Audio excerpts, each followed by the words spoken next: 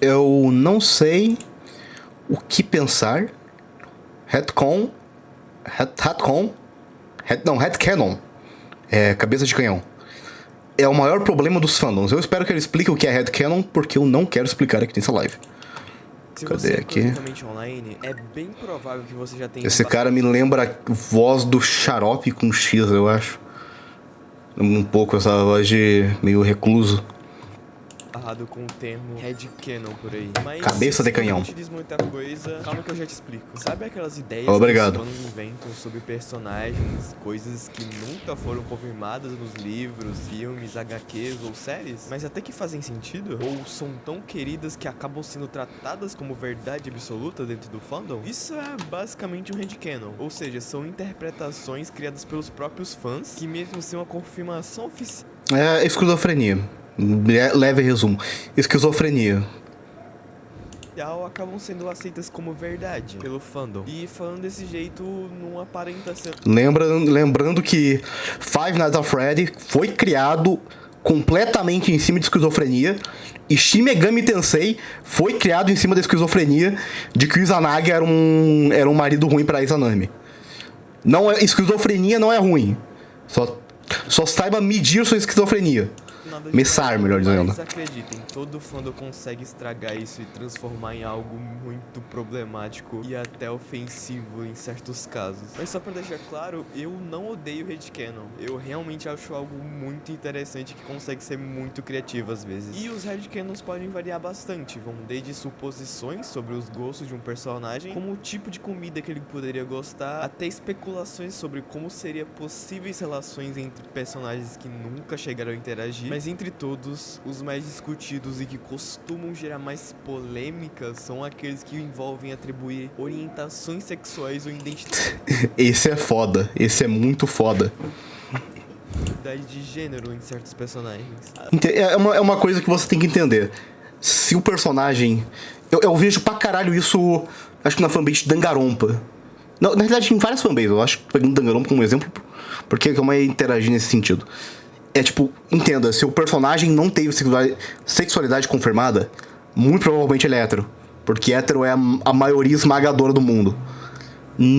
Pessoas gays não estão nem perto de serem uma porcentagem grande pro mundo. Às vezes isso se baseia em elementos presentes na obra, que tornam essa interpretação até que válida. Outras vezes é só uma interpretação que não faz o menor sentido, que mais parece o desejo de alguém que tal personagem seja do jeito que ela quer que seja. Vale lembrar que tudo que eu falei aqui agora não se trata de nada que a obra original confirmou, e sim de interpretações que as próprias fanbases fazem. Isso me lembra aquele caso da Bayonetta, que teve a arte dela com o marido e todo mundo lascou. Todo mundo, eu digo uns random de Twitter. Uns 10 ou 15 pessoas de Twitter rasgaram o pau porque achavam que ela era lésbica. Tipo, ninguém acreditava que ela era lésbica pra início de conversa. Não tem problema nenhum se fosse levado como interpretações e não como algo que é praticamente canônico. E aí que tá um dos problemas. Dito isso, eu decidi... O Dipper é trans. Isso é uma coisa absurda. O Dipper ser trans, isso não faz o mínimo sentido. Porque gêmeos não são concebidos do mesmo sexo sempre. Gêmeos, a questão do Dipper e da Mabel ser gêmeos é que eles têm aparências parecidas. Não que eles... Qual é o nome? Não que eles têm o mesmo sexo, porque a pessoa não sabe como biologia base funciona. Atrás dos headcanons mais bizarros que pegar água e decidi listar aqui. Aê, porra! Sim, é muito estranho pensar que parte da fanbase de Gravity Falls acreditam fortemente que o Dipper é uma pessoa trans. Isso é um tanto quanto absurdo, porque o headcanon se baseia no fato do Dipper e a Mabel serem gêmeos e não terem o mesmo gênero. Só que isso é completamente normal. Pode sim existir gêmeos que não têm o mesmo gênero. O headcanon é baseado em uma desinformação. Mas não é só isso. Os outros argumentos do porquê o Dipper seria trans são muito sem sentido e chegam a ser até um pouco forçados. Pelo fato do Dipper em alguns episódios não se sentir tão masculino e ter literalmente episódios que são focados no Dipper, tem... Sim, porque homens não podem se sentir tão masculinos. Homens são bestas enjauladas que só pensam em masculinidade toda hora. Exatamente isso. Parabéns, você entendeu. Tentando ser mais homem, uma parte do fandom concluiu que com isso o Dipper seria uma pessoa trans. O que não faz muito sentido, sinceramente. Além do que eu Olha, porque essa cadeira aqui tá me incomodando um pouco. Porque ela tá muito colocada e não tem uma coisa pra cá. Se a pessoa sentar nessa cadeira, ela vai cair geral. Eu tô me incomodando um pouco com essa cadeira. Dito que o Dipper e a Mabel inserem gêmeos que não são do mesmo gênero. A Naoto ser trans, a gente tá com... Teve outra live disso. Agora que eu lembrei. Esses episódios se Que é, tipo, absurdamente idiota. acho muito mais num contexto em que o Dipper é só um pré-adolescente querendo deixar de ser criança pra se sentir mais adulto. Luísa ser trans. De novo, não existe mulheres fortes. No caso do Encanto é magia. Não existe mulheres fortes. E objetivamente toda magia que transforma mulheres fortes em mulheres fortes é porque ela é um homem. Realmente, você compreendeu muito bem. Caralho, você é um gênio. No filme Encanto da Disney, existe a personagem Luísa, que algumas pessoas interpretam como não sendo feminino o suficiente. Tentam encaixar uma... Sim, porque mulheres são objetivamente bestas enjauladas, completamente femininas, e tudo que não é isso não é mulher. Realmente, você entendeu absurdamente bem a obra. narrativa que ela seria uma pessoa trans. Enquanto em alguns casos há pelo menos uma tentativa de buscar alguma lógica em detalhes sutis, aqui se baseia puramente em estereótipo de gênero, o que pode soar até ofensivo. E o mais absurdo desse headcanon é a ideia de que a personagem teria feito tratamento hormonal, sendo que Encanto se passa por volta dos anos 1950 e esse tipo de tratamento nem estaria disponível naquela época, muito menos acessível. Não tem nada a ver com o assunto, mas tem um tratamento hormonal artificial. Que quando atletas mulheres têm que ganhar testosterona, elas transam pra caralho. E isso dá testosterona pra ela. É um tratamento hormonal artificial. Que não é exatamente um tratamento hormonal, mas enfim. Um vilarejo isolado. É uma interpretação totalmente fora da realidade do próprio universo do filme. Lésbica. Eu nem sei que personagem é essa. Isso aqui me pegou de surpresa, porque eu achava que só eu conhecia esse desenho. Inside Job é uma animação adulta da Netflix, que infelizmente foi cancelada, mas é muito boa, eu recomendo vocês darem uma chance. Só que o foco aqui não é o desenho, Minha boca tá muito sim seca. a sua protagonista, a Reagan. Desde o começo da série, ficou claro que a Reagan se relacionava com pessoas do sexo oposto. Ainda assim, algumas pessoas passaram a afirmar que ela seria lésbica, simplesmente porque ela não se encaixa no estereótipo de mulher feminina ou delicada. É uma situação muito parecida com a da Luísa. Parece que se a personagem não performa a feminilidade de uma forma bem tradicional, já assume automaticamente que ela é lésbica ou trans. É inacreditável. Tá, mas eu não entendi. Ela se relaciona com mulheres e ela não é lésbica. Isso não é meio que o contrário do que você tá tentando dizer?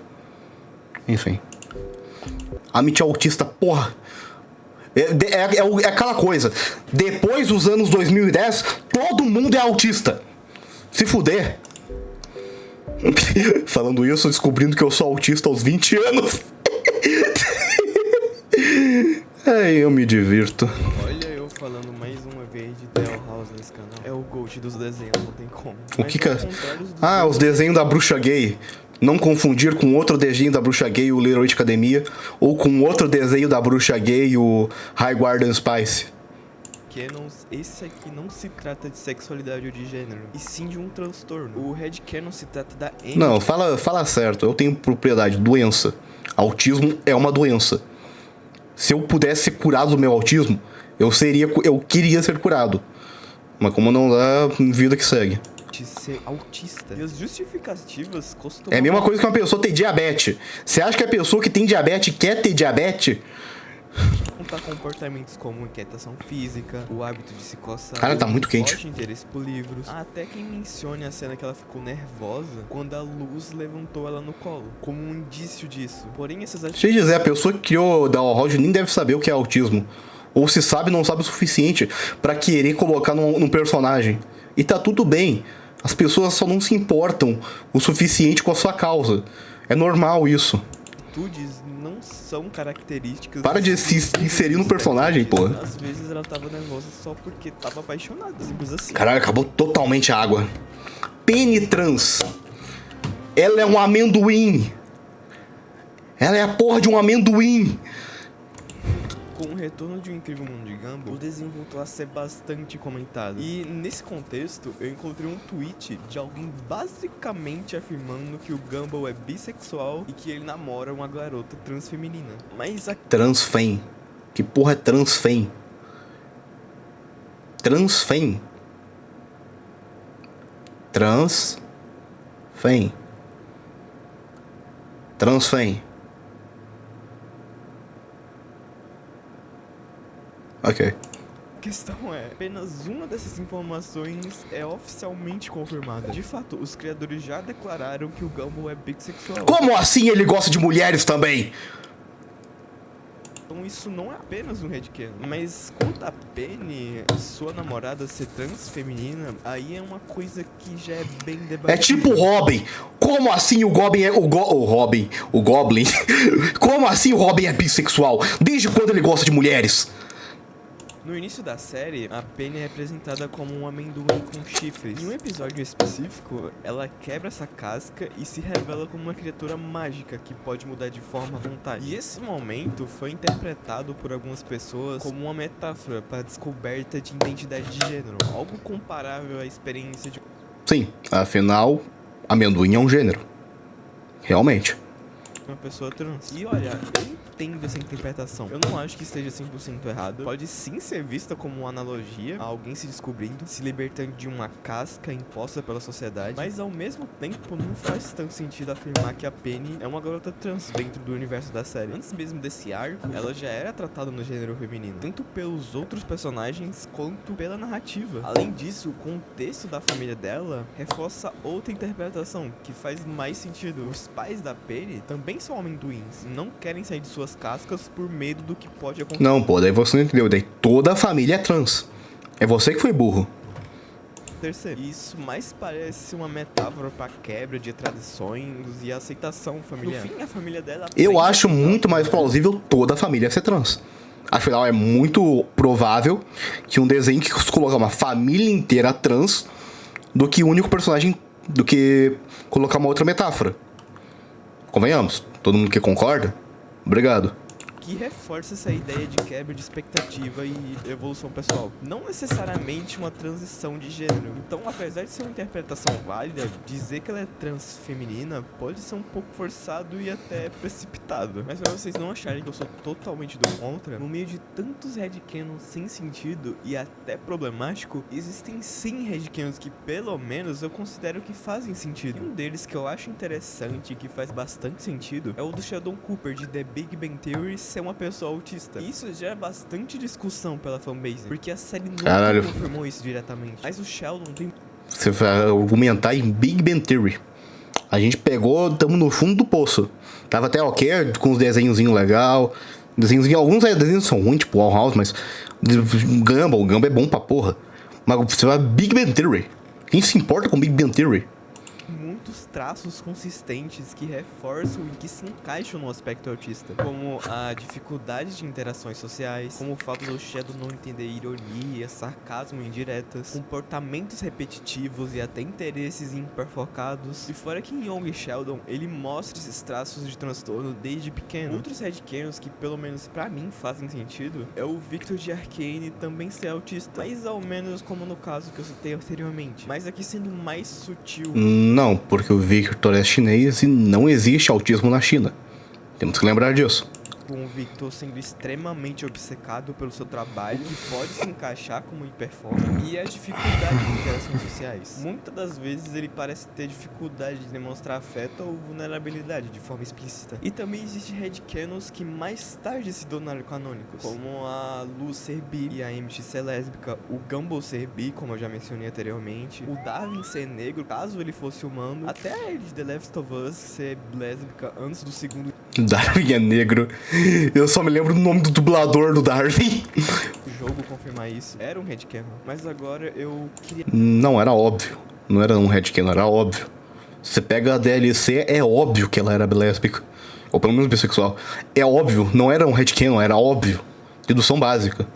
mencionar um outro tipo de headcanon que eu não cheguei a citar aqui. Headcanons que vão além do que é estabelecido na obra original, ou seja, que não se apoiam Tá, a ideia é a fanfic. Diretamente no material canônico. Headcanons desse tipo são interpretações ou criações 100% feitas por fãs, que não tem conexão no que é mostrado ou dito na obra, mas que são criados como uma forma de identificação ou uma forma alternativa daquele mesmo personagem, podendo mudar gosto, personalidade, gênero ou sexualidade, até mudando Tá, a ideia é uma fanfic, porra. Eu, hein? isso no design original. É basicamente uma releitura daquele personagem. E o motivo desse tipo de headcanon existir vai muito mais além do que só O uma Gordo Mamon! Gordo Mamon! releitura ou uma versão alternativa. Muitas das vezes é feito com a intenção do fã se sentir mais representado, que tá tudo bem. É realmente interessante ver esse conceito por meio de fanarts e até fanfics. Mas de fanfics não terem um histórico muito bom. Mas eu raramente vejo as pessoas criticando o quão isso pode ser problemático e até desrespeitoso. Especialmente quando é feito com pessoas reais, que não são personagens. Mas calma que eu já falo disso. Existem headcanons muito estranhos, que pegam personagens que são menores de idade pra se relacionarem com pessoas mais velhas, ou sendo envelhecidos pra... Tá, pera. Você quer dizer que o problema tá em envelhecer um personagem pra fazer a imagem sexualizada dela? Por que isso é um problema exatamente? Então, tipo, não é melhor do que fazer o personagem criança já? Cara, cara, isso não faz sentido.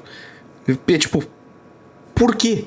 Fazer uma versão adulta do personagem e fazer ela sexualizada é melhor do que fazer ela criança sexualizada. Qual a lógica? Hein? Teoricamente isso não ser criminoso, mas ainda assim colocando no contexto... Não, teoricamente não. Isso não é criminoso. Não é teórico, não é mesmo. Se é que vocês me entendem. Isso Pera, não, o bem que ele disse? criminoso, mas ainda assim colocando num contexto nojento, se é que vocês me entendem. Isso é Foda-se o contexto, ninguém se importa com o contexto. Enfim. bem mais comum do que parece. Na comunidade de Spy X Family é extremamente comum ver fanarts da Anya, que tem 5 anos, num contexto em que ela é mais velha e tem relações com um amigo dela, o que pelo menos pra mim é no mínimo estranho. Mas não é Foda-se sua opinião, meu filho. Lamento dizer, mas ninguém se importa com ela.